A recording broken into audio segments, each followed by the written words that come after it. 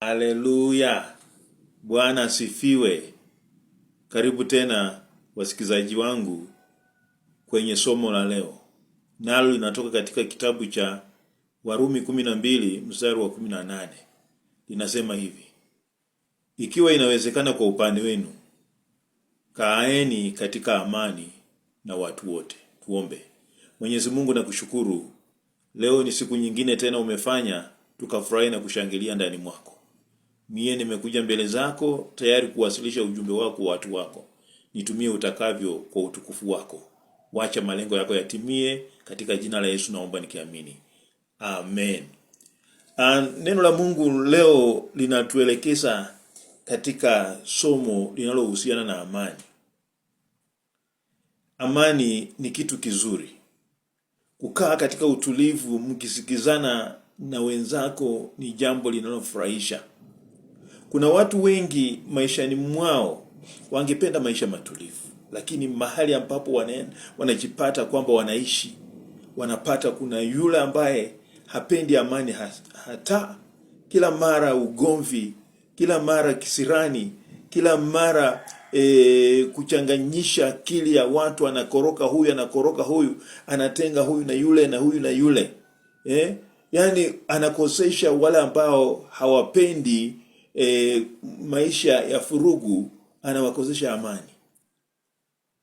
Kwa hivyo maisha ya namna hiyo si mazuri, haswa kwa Mkristo, haswa kwa mtu ambaye anamjua Mungu. Usiwe mchonganishi anayechonganisha watu. Usiwe mtu ambaye anafanya watu wapigane. Usiwe mtu ambaye anafanya watu waishi maisha kana kwamba wewe ndio uliye na uhai wao. Haleluya. Neno la Mungu linasema kama inawezekana kwa upande wenu. Sijui kwako wewe, lakini kama inawezekana kwa upande wako mpendwa, wewe dada, wewe ndugu, wewe mzee, wewe mama, tafuta kukaa na amani. Kama inawezekana kwa upande wako, usijaribu kukosesha watu amani. Kila wakati unatoa neno kwa nyumba hii, unapeleka kwa ile. Unatoa katika afisi hii, unaipeleka kwa ile. Unasema fulani sijui amefanya nini, fulani sijui amefanya nini. Unataka tu watu wakosane. Utapata nini watu wakikosana mpendwa? Mbona usikue mtu ambaye unataka kupatanisha watu? Hautaki kuitwa mwana wa Mungu? Mpatanishi ataitwa mwana wa Mungu. Na wewe unataka kuitwa mwana wa nani? Kwani wataka kuwa mwana wa shetani? Kama inawezekana kwa upande wako, usiangalia wengine hao na wale wengine. Wewe binafsi, kama inawezekana kwa upande wako, tafuta kukaa na amani na watu wote. Haleluya. Kuwa mtu wa kupenda watu, kuwa mtu wa kukaribisha watu, kuwa mtu wa kusaidia watu. Uwe mtu ambaye unatafuta kufanya watu wakapate kuishi maisha ambayo hayana furugu. Haleluya. Ukipata watu wanapigana, unawatenganisha, unawashauri. Ukipata watu wanasengenya wengine, unawakataza kwamba haya maneno hayafai. Usiingie katika baraza la watu wanazungumza juu ya swala fulani haulijui, na wewe unaingilia, unaanza kulizungumza. Itakukosesha nafasi katika ufalme wa mbinguni. Wale ambao wanahitaji kuingia ufalme wa mbinguni ni wale ambao wanatafuta amani. Ukitaka amani, na ukipata amani umepata Yesu. Maana Yesu ndiye alitangazwa katika Isaya kwamba ni mfalme wa amani. Haleluya. Huyo aliyekuwa anakuja kuzaliwa ni mfalme wa amani. Alizaliwa, akaishi duniani, akafanya huduma yake kwa miaka 3.5 na aliishi hapa duniani. Hakukosanisha watu, alipatanisha watu. Mfalme wa amani. Ukipata Yesu umepata amani. Ukiwa na Yesu hawezi kuvuruga watu. Huwezi kukejeli watu. Huwezi kutishia maisha ya watu.